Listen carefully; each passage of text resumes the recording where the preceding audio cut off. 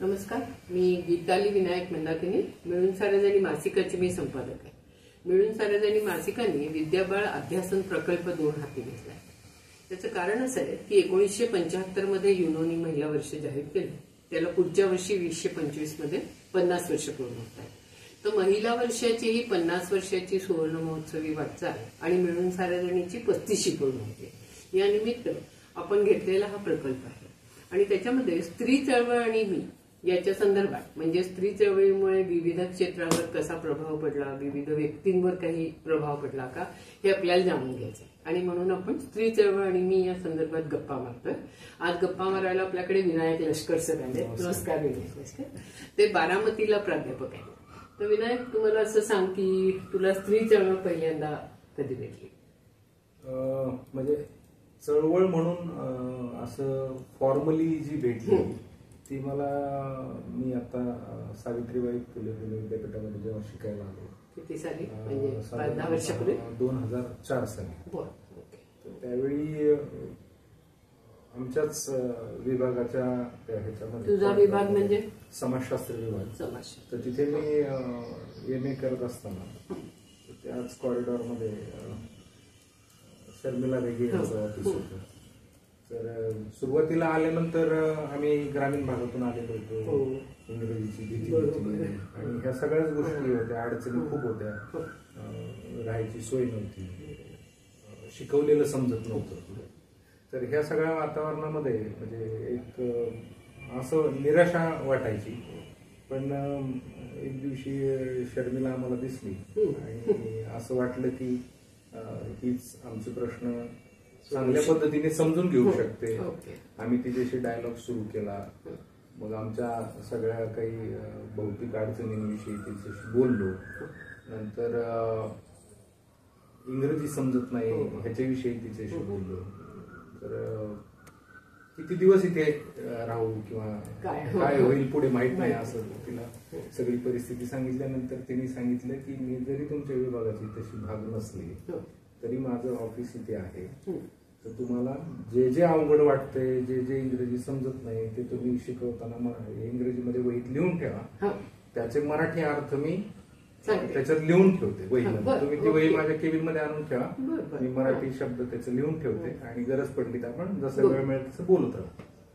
तर तिच्या ह्या संवादाने आम्हाला जास्त जवळीक वाटली. नंतर मग आम्ही तिच्याशी अनेक अर्थाने अनेक कामानिमित्त वेगवेगळ्या कारणांनी भेटत राहिलो आणि मग स्त्री अभ्यास ह्या ज्ञानशाखेशी जोडले गेलो. नंतर आम्हाला एक बाहेरच्या विभागातील एक सब्जेक्ट घेता येतो, एक कोर्स घेता येतो. म्हणजे एकूण 4 कोर्स असतात, त्यातले 3 विभागातले आणि एक बाहेरचा. तर आम्ही नेहमी स्त्री अभ्यास केंद्राचा कोर्स घेतला आणि त्या निमित्ताने आमचा या स्त्रीवादी चळवळीशी, स्त्री अभ्यासाशी संबंध आला फॉर्मली. आणि इनफॉर्मली म्हणजे मी लहानपणापासून अनुभवत होतो. कुठला तू? मी मूळचा चिखली या गावचा, श्रीगोंदा तालुका, अहमदनगर. आणि राहायला शिकायला वडील सर्व्हिसला असल्यामुळे वेगवेगळ्या ठिकाणी करणं होत होतं. ते पोलीस खात्यात होते. तर काही दिवस आम्ही कर्जतला होतो, नंतर गावी आलो, त्यानंतर पुन्हा नगर शहरात आलो. तर आईचं जे काही एकूणच संवेदनशील जगणं जे होतं तर ते आम्हाला नेहमी असं वाटायचं की म्हणजे माणूस एवढा चांगला कसा असू शकतो. आणि इकडे फॉर्मली स्त्री चळवळ आणि स्त्री अभ्यास आणि त्यातले जे काही विश्लेषणाचे वेगवेगळे पॅरामीटर आहेत ते बघितल्यावरती ती जी बिहेव करायची त्याची आम्हाला आठवण म्हणजे ते आम्हाला असं त्यावेळी स्त्री अभ्यास म्हणून किंवा स्त्री चळवळ म्हणून माहिती नव्हतं. पण तिचं जे बिहेवियर वर्तन होतं ती समतावादी होती.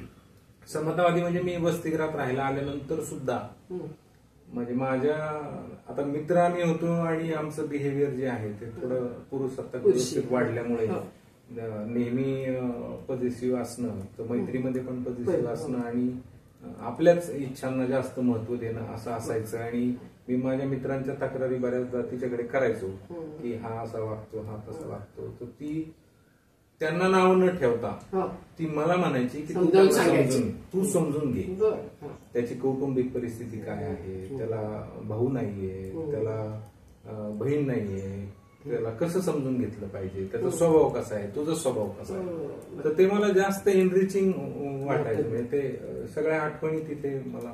बहीण वगैरे होती? बहीण नव्हती मला. भाऊ आम्ही भाऊ चौघी भाऊ. आणि घरकाम करायचं का?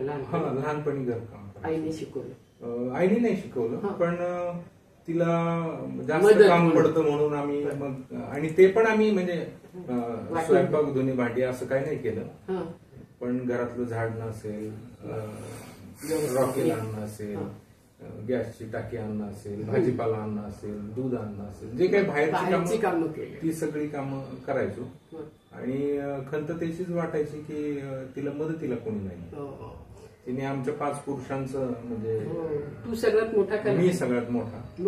त्याच्यामुळे तुझी बायको येईपर्यंत तिला कोण नाही? हो, तिच्या मदतीला. आणि मग तुझं लग्न कसं झालं? आणि मी इकडे विद्यापीठात शिकायला आल्यानंतर आमचा एक अभ्यास गट आणि अभ्यास वर्ग चालायचा. शर्मिला होती, शर्मिलाच्या डिपार्टमेंटलाच आता माझी जी सहकारी आहे तर ती दीपा टाक. तर ती आम्ही अभ्यास वर्गाच्या निमित्ताने भेटायचो, एकमेकाशी बोलायचो. आणि ह्या सगळ्या वेगवेगळ्या कारणांनी विद्यापीठांमध्ये जी काही आंदोलनं झाली त्याच्यामध्ये सहभागी असायचो. तर ह्या अनुषंगाने आमची भेट झाली, नंतर परिचय झाला आणि असं वाटलं की एकमेकांसोबत आपण म्हणजे पुढे राहायला काही हरकत नाही. तुझं भटक्या विमुक्तांमध्ये काम आहे? हो, भटक्या विमुक्त जात. ते सांग म्हणजे तुझी स्वतःची काय जात आहे? मी स्वतः भटक्या विमुक्त जातींपैकी विमुक्त जमाती ज्या आहेत त्या जमातीतल्या वडार जमातीच्या आहेत. लहानपणापासून मी 4थीला असेल साधारणतः, त्यावेळी कर्जत तालुक्यामध्ये आम्ही राहायला कर्जतला होतो. साधारण मला आठवते भैरववाडी नावाचं गाव असेल, तिथे वडार समाजाचा एक मोठा मेळावा झाला होता. त्यावेळेचे त्या मेळाव्याचे अध्यक्ष शिवाजी शेलार, जे वडार समाजाचं नेतृत्व करत होते महाराष्ट्रात, त्यांनी तो आयोजित केला होता. आणि वडिलांनी मला त्या मेळाव्याला भाषण करायचे असं सांगितलं. आणि ते वडारी भाषेमध्ये मला त्यांनी ते लिहून दिलं, काय बोलायचं काय नाही.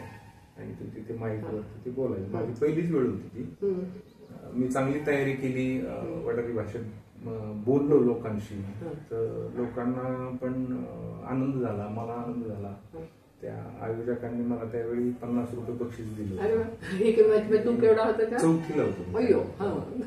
आणि तेव्हापासून वेगवेगळ्या गोष्टींमध्ये सातत्याने सहभागी होणं, सहभागातनं शिकणं हे सातत्याने करत राहिलं. तुला स्वतःला कधी जातीयतेचे चटके किंवा असं काहीतरी विमुक्त असल्याबद्दलचं प्रस्थापितांकडनं काही दुय्यम वागणूक किंवा असं कधी घडलं? नाही. आता म्हणजे विमुक्त जाती ह्या म्हणजे अशा जाती जमाती आहेत की त्या दखलपात्रच नाहीत. म्हणजे माझी दखल घ्यावी त्यामुळे मी बेदखल केलं जाईल असं काही नव्हतं. त्यामुळे तेवढा प्रभाव काही पडला नाही आणि मला काय असे विशेष हे जाणवले नाही. पण शासकीय पातळीवरती काम करत असताना प्रवर्ग म्हणून आपल्याला अनेक अडचणी येतात. त्या ठिकाणी सुविधांचा अभाव असणं, धोरणांचा कमकुवतपणा, ह्याच्यामुळे आपल्याला त्रास होतात. ते त्रास मात्र झालेले आहेत. म्हणजे आपण जर बघितलं तर अनुसूचित जाती असतील, जमाती असतील, यांना ज्या प्रकारचं संरक्षण आहे, ज्या प्रकारे संविधानिक ह्यांच्यासाठी संरक्षणाच्या बाबतीमध्ये ज्या काही तरतुदी आहेत, आर्थिक तरतुदी आहेत, वेगवेगळ्या प्रकारच्या सवलती आहेत, तर तशा पद्धतीच्या सवलती या विमुक्त जाती जमातींना मिळालेली नाही. त्यामुळे अनेक अर्थाने तिथे थोडा वंचिततेचा किंवा मागासलेपणाचा तो फटका आपल्याला बसलेला आहे. मग हे तू सांगतोस का पाड्यापाड्यावर जाऊन किंवा असं? आणि एकूणच भटके विमुक्तांच्या चळवळीमध्ये जर आपण बघितलं ना तर जातीच्या म्हणजे एकूण 50 पेक्षा जास्त जाती असल्यामुळे जातींच्या खूप साऱ्या संघटना आहेत. आणि शासन दरबारी ह्या सगळ्या जातींना प्रवर्ग म्हणून बघितलं जातं, जात म्हणून बघितलं जात नाही. तर त्या अनुषंगाने आम्ही प्रबोधन करायचं काम करतो की आपण समूह म्हणून एकत्र येऊन एक कॉमन मिनिमम अजेंडा आपला काहीतरी ठरवणं आणि त्या अनुषंगाने पुढे ज्या काही कृती कार्यक्रम करायचे आहेत म्हणजे विखुरले पण जे सगळं आहे त्याच्यात कुठतरी एक सूत्र आणणं आणि पण मग ते आणताना काही अडचणी येतात. अडचणी खूप आहेत. म्हणजे एक तर हे समूह स्थिर नाहीयेत आणि यांच्या उदरनिर्वाहाचेच प्रश्न अजून सुटलेले नाहीत. तर ते सुटलेलेच नाहीयेत. त्यामुळे कुठेही आपल्याला संघटितपणे एकत्रित आणून त्याच्यामध्ये सातत्य ठेवून शासन दरबारी जो पाठपुरावा करणं गरजेचं आहे. तर तशा पद्धतीचा तो पाठपुरावा आपल्याला जमत नाही. त्या सगळ्या अडचणी आहेत. त्याचबरोबर प्रत्येक जमातीचं जगणं वेगळं असल्यामुळे त्यांचे प्रश्न वेगळे आहेत. तर त्या प्रश्नांची विविधता पण तुम्हाला म्हणजे एका प्लॅटफॉर्मवर आणणं खूप अवघड जातं. त्याचबरोबर अस्मिता ज्या आहेत वेगवेगळ्या जातीच्या अनुषंगाने त्या अस्मिता पण म्हणजे जी अस्मिता प्रवर्ग म्हणून तयार व्हायला पाहिजे होती. म्हणजे विमुक्तपण असेल, भटकेपण असेल, ह्या अनुषंगाने जे काही केंद्रीभूत होणं किंवा एकवटणं असं जे व्हायला पाहिजे होतं ते झालेलं नाहीये. त्याच्यामुळे अशा सगळ्या त्या अडचणी आपल्याला फेस करायला लागतात. आणि लग्न तुझं कसं जाती जातीत झालेलं आहे का आंतरजातीय? नाही, आंतरजातीय आहे. माझी आणि तिची दोघांची आमची जाती वेगळी आहे. त्याला त्रास झाला? नाही, त्रास नाही झाला मला. कारण त्याच्याविषयीची माझी एक अंडरस्टँडिंग अशी होती की कुठल्याही प्रकारे घरच्यांना अंधारात ठेवून आपल्याला ते करायचं नाही. तर जात प्रश्न म्हणजे जाती अंत, जात निर्मूलन आपण अभ्यासक्रमात शिकतो आणि पुन्हा तीच प्रॅक्टिस करायची. तर ते जरा थोडं मनाला पटणार नव्हतं. नाही, आईलाच सांगितलं होतं. आईला मी म्हटलं होतं ह्या दिवशी मी लग्न करणार आहे, तर तू वडिलांना कल्पना दे. तर तिने कल्पना देऊन ठेवली होती. माझा लहान भाऊ पण इथेच माझ्या सोबतच इथे शिकायला होतो. नाही, त्याचं नाही विरोधाचं म्हणजे तसं काही कारण नाही. असं दीपाची जात काय म्हणायची? हा, मग तिची मेहतर आणि मी वडा. त्याच्यामुळे पण असं काही जातीचा द्वेष म्हणून असं काही नव्हतं. काही फक्त आपण म्हणतो ना की सांस्कृतिक आणि सगळं जे म्हणजे आपण आतापर्यंत सगळे पारंपरिक पद्धतीने आई वडिलांनी मुलगी बघणं आणि मग आपण त्याला हो किंवा नाही म्हणणं आणि ते लग्न करणं असं ते त्या सेटअप मध्ये होतं. थोडासा मी वेगळा विचार केल्यामुळे त्यांच्यासाठी ते नवीन होतं. तर त्यांना थोडं ते म्हणजे ऑकवर्ड वाटत होतं की असं कसं. त्यांना ते अनुभवतच नव्हतं. तर मी म्हटलं की ठीक आहे, पण काय होतं की माझी एक समज आहे या सगळ्या विषयीची. तर ती समज पण म्हणजे नुसती समज असून उपयोग नाही, तर काहीतरी कृती त्याच्यावरती करणं गरजेचं आहे. म्हणून मी त्यांना सांगितलं की तुमच्या अपेक्षा सून म्हणून ज्या आहेत मुलीकडनं, तर त्या फुलफिल झाल्या म्हणजे तुम्हाला बस झालं. बाकी वेगळं काय अपेक्षा आहे तुमची. तर ते त्यांनाही नंतर म्हणजे पटलं. हे एवढं काय असं म्हणजे नातेवाईकातही फार नाही नातेवाईकाचंही आणि नातेवाईक म्हणजे माझ्या डिसिजनच्या नंतर नातेवाईक असं काही फार हस्तक्षेप करणारे नव्हते एवढं. कारण आमच्या वडील मोठे असल्यामुळे वडिलांच काही नसेल तर आमचं काही म्हणणं नाही असं. आणि प्रत्येक जण इंडिपेंडेंट विचार करणार आहे, प्रत्येकाला स्वातंत्र्य आहे. त्यामुळे ते तशा पद्धतीने स्मूथली गोष्टी पुढे गेल्या. सहजीवन कसं सुरू झालं, कसं म्हणजे व्यवस्थित आहे का स्त्री पुरुष समतेच्या? म्हणजे आता माझी जी काही जडणघडण झालेली आहे ती सगळी पुरुषसत्ताक व्यवस्थेमध्ये झालेली असल्यामुळे आणि मी पुरुष असल्यामुळे कदाचित माहित नाही कशामुळे, पण तेवढी संवेदनशीलता किंवा जी स्त्री विचार करते तर त्या पद्धतीचा विचार मी नाही करू शकत.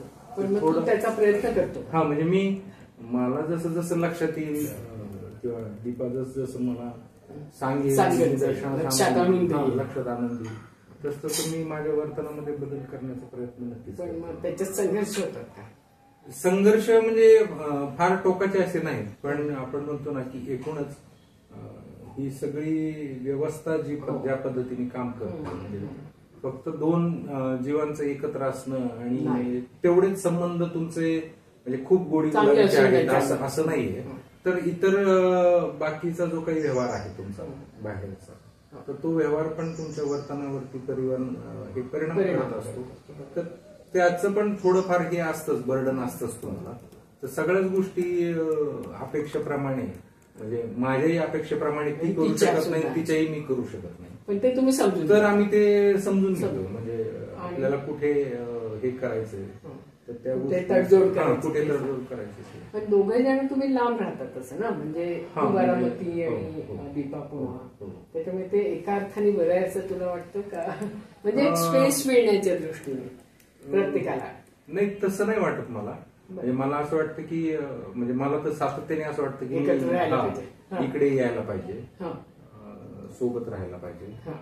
कारण बऱ्याच गोष्टी तुम्हाला शेअरिंगनी पण करता येतात. एकटं असल्यामुळे म्हणजे काही दिवस एकटं बरं वाटतं तुम्हाला, फार दिवस एकटं बरं नाही. पण आता एकटा तुझा तू स्वयंपाक वगैरे करतो का बाहेर जेवतो? आता म्हणजे मी तिथे तर काही करत नाही, इथे घरी आल्यावर करतो, कधीतरी करतो. आमच्या दोघांचाही मूड असेल तर आम्ही करतो, नाही तर मग बाहेर किंवा दीपाची आई आहे तर ती करते, मग आम्ही तिथेच. तुम्हाला काय मुलबाळ आहे, नाही द्यायचं आहे का नाही असं काही? नाही, आम्ही दोघांनी निर्णय घेतलाय की मुलबाळ नाही होऊन नकोच. बरं. आणि जे काम चालू आहे, म्हणजे तुझं आता उदाहरणार्थ लिखाण आहे ना, म्हणजे तुझं पीएचडी पूर्ण झालंय का व्हायचंय? नाही, पीएचडी अजून चालू आहे. त्याचा विषय काय आहे?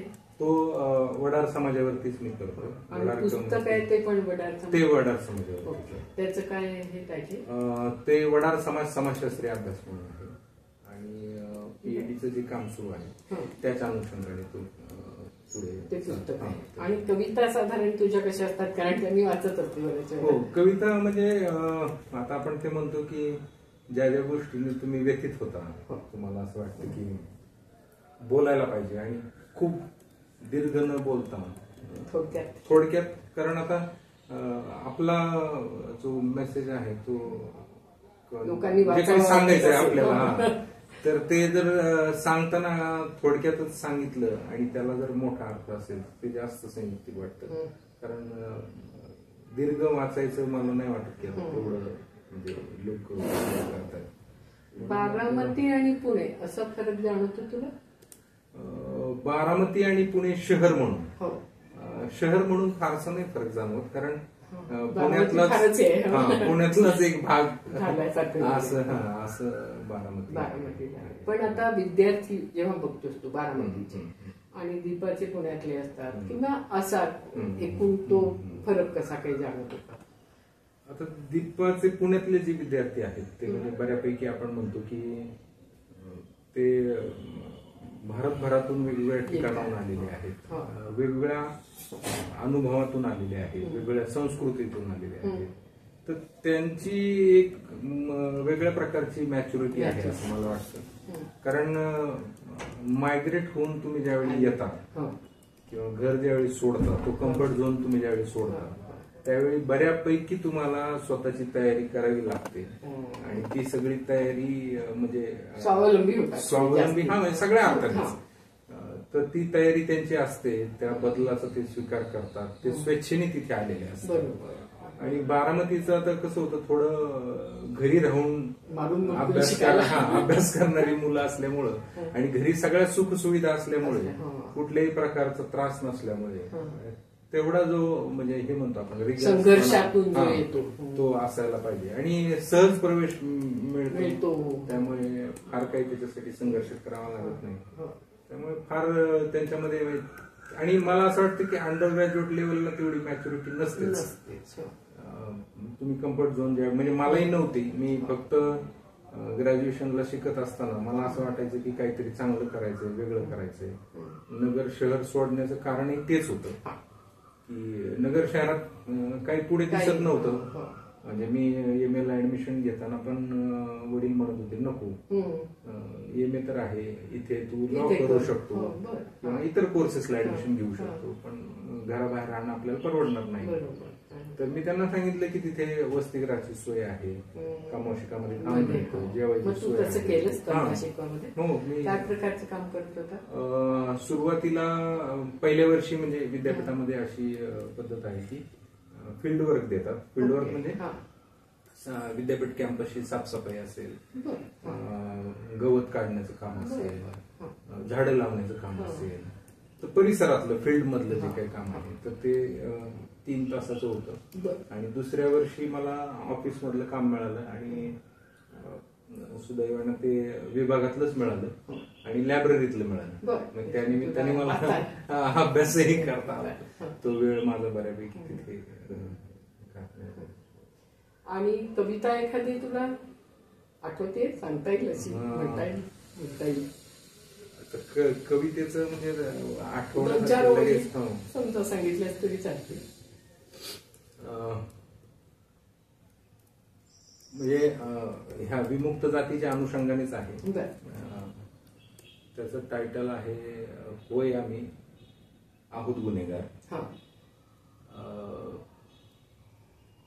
होय आम्ही आहोत गुन्हेगार, कारण आम्ही रोजच करत असतो कुठला ना कुठला गुन्हा. आम्ही आमचा हक्क मागतो तेव्हा गुन्हा, आम्ही आमचा अधिकार मागतो तेव्हा देखील गुन्हाच. आम्ही आमचे संरक्षणाचे कायदे तयार करा म्हणतो तेव्हा देखील गुन्हाच.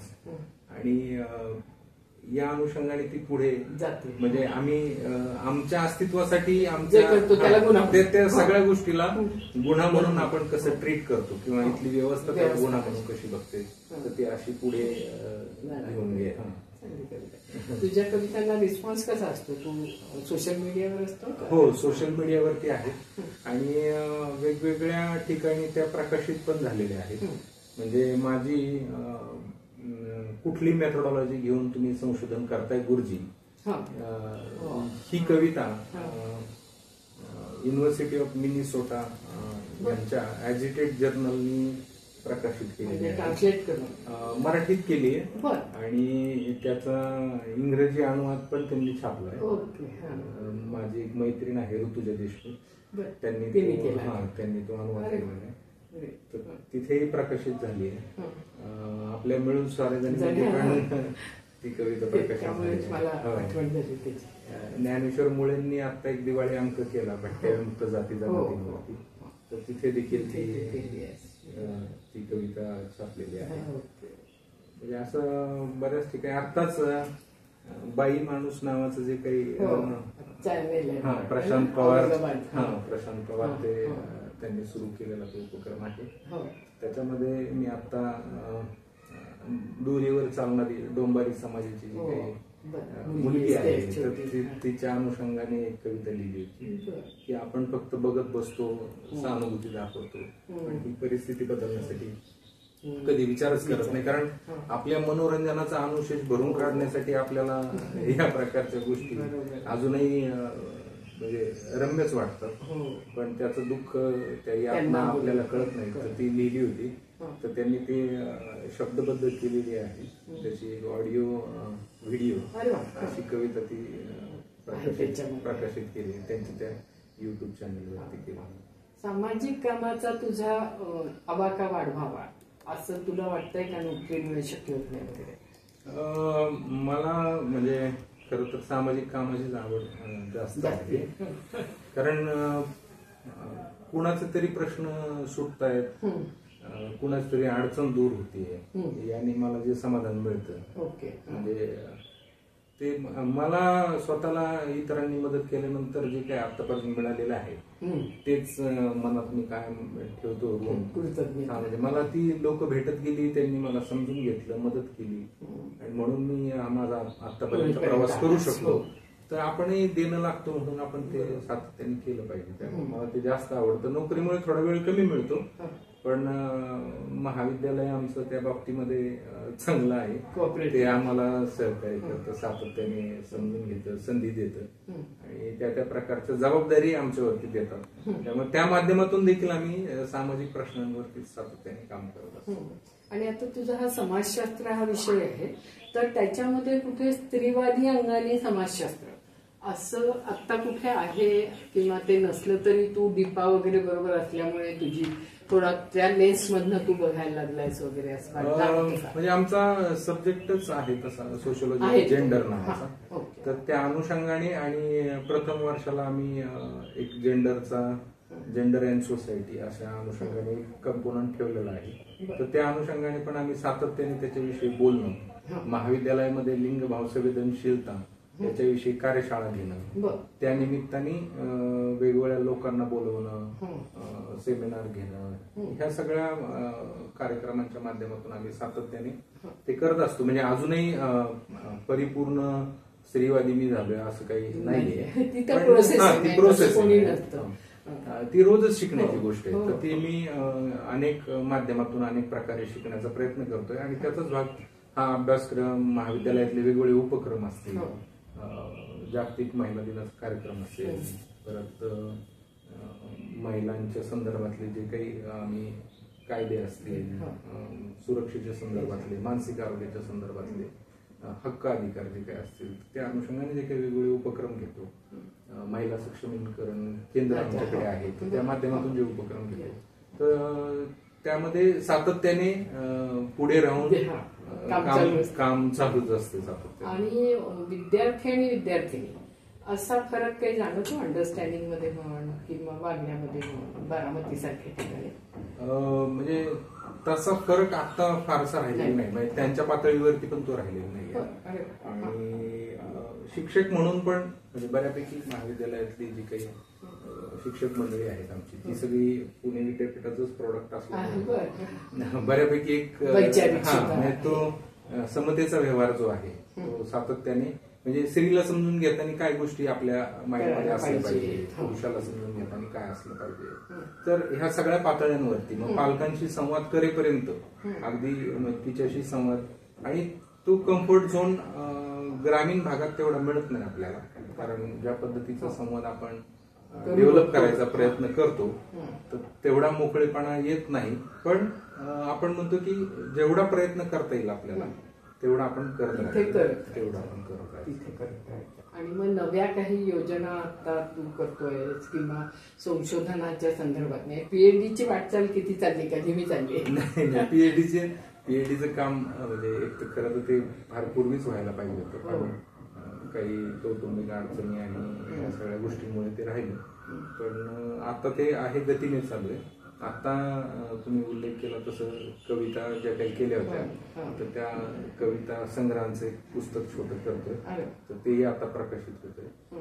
आणि प्रकाशन मैत्री प्रकाशन दयानंद दंडे आणि मोहिनी कांडे हे करतायत ते, तर ते आहे. आणि त्यांच्याच प्रकाशनाच्या वतीने एक लेख संग्रह जो आहे माझा आतापर्यंत भटक्या मुक्त जाती जमातींवरती, तर त्याचंही एक पुस्तक करतोय. आणि तू काय आत्मकथन वगैरे लिहितोयस का? आत्मकथन लिहिण्यासारखं माझं म्हणजे मी काही म्हणजे फार काही वेगळं नाहीये, पण जो आपण म्हणतो ना की एक प्रवास तुमच्या जगण्याविषयीचा, गोष्टींना समजून घेण्याविषयीचा, तर तो केला पाहिजे. एक दुसरा एक प्रकल्प डोक्यात आहे की मी जी काही छोटी छोटी आंदोलनं केली भटक्या मुक्त जाती जमातींच्या हक्क अधिकारासाठी, तर त्याचं जरा थोडं डॉक्युमेंटेशन करणं गरजेचं आहे. तर ते करण्याचा एक प्रयत्न आहे. कशी आंदोलन होती साधारण ती? म्हणजे सावित्रीबाई फुले पुणे विद्यापीठामध्ये सेट नेटच्या निकालाच्या संदर्भात जे काही आम्हाला करायला लागलं, त्यावेळी नेट आणि सेट ही ऑब्जेक्टिव्ह झालेली होती पहिल्यांदाच. आधी डिस्क्रिप्टिव्ह होती, नंतर ऑब्जेक्टिव्ह झाली. आणि युजीसीने असे नियम केले होते की each category is subject, top 15% candidate will be pass. आणि पहिली नेटची परीक्षा झाली आणि सेटची परीक्षा होणार होती, तर आम्ही त्याची माहिती घेतली की म्हटलं काय प्रकारे आता स्टेट लेवलवरती कुठल्या नियमांना अनुसरून ते करणार आहेत. तर आम्हाला असं समजलं की पुणे विद्यापीठ हे भटक्यामुक्त जाती जमातींच्या लोकांना ओबीसी मध्ये क्लब करून त्यांचा 15% निकाल लावला. तर मग आम्ही त्या पातळीवरती जरा थोडं तिथल्या संबंधित अधिकाऱ्यांशी बोलणं असेल, त्यांना संवेदनशील करणं असेल की हे कॅटेगरायझेशन कसं चुकीचं होईल आणि कसं इनजस्टिस होईल ओबीसी बरोबर पण आणि भटक्यामुक्त जाती जमातींबरोबर पण. आणि ओबीसीचा जास्त शिक्षणाचं प्रमाण असल्यामुळे टक्का जास्त राहील निकालामध्ये, भटक्यामुक्तांची मुलं तेवढी दिसणार नाही. तर अशा पद्धतीचा तो डायलॉग करून एक 2-3 महिने आम्हाला गेले त्याच्यामध्ये. कारण चळवळीतली लोक भटक्यामुक्तांच्या दिलीप परदेशी असतील, संतोष जाधव, वैशाली भांडवलकर, आपले म्हणजे पूर्ण एकत्रच होते आणि ह्या सगळ्यांनीच मिळून भालचंद्र सावंत असतील ह्या सगळ्यांनीच एकत्र येऊन विद्यापीठाला पत्रव्यवहार करणं असेल तर ह्या सगळ्या गोष्टी सातत्याने कराव्या लागल्या आणि त्याच्यानंतर जाऊन मग विद्यापीठाने भटके विमुक्त हा प्रवर्ग निकालामध्ये वेगळा लावला आणि मग त्यांना 15% त्यांना यश आलं. ते इतकं सकारात्मक झालं की आम्ही ओबीसी पासून भटके विमुक्त वेगळे करा म्हणत होतो. त्यांनी एनटी अ ब कडं पण वेगळं केलं, क्रिमिलियर पण वेगळं केलं, नॉन क्रिमिलियर पण वेगळं केलं. तर ते एक आंदोलन होतं. पुन्हा परदेशी शिक्षणासाठी भटके विमुक्त जाती जमातीच्या मुलांना जी काही शिष्यवृत्ती मिळायला पाहिजे तर ती शिष्यवृत्ती मिळत नव्हती. तर त्यावेळी आम्ही म्हणजे मी भारत सरकारच्या कमिशनवरती मेंबर म्हणून एक्सपर्ट मेंबर म्हणून काम करत होतो. तर त्या अनुषंगाने इथल्या समाज कल्याण ऑफिसला आणि त्याला मुंबईच्या ऑफिसला मंत्रालयातल्या जे पी गुप्ता म्हणून त्यावेळी सचिव होते त्यांच्याशी संवाद केला आणि ती फेलोशिप सुरू झाली. सुरुवातीला 10 विद्यार्थ्यांना सुरू झाली. त्याच्यामध्ये 5 भटके विमुक्त 5 ओबीसी अशी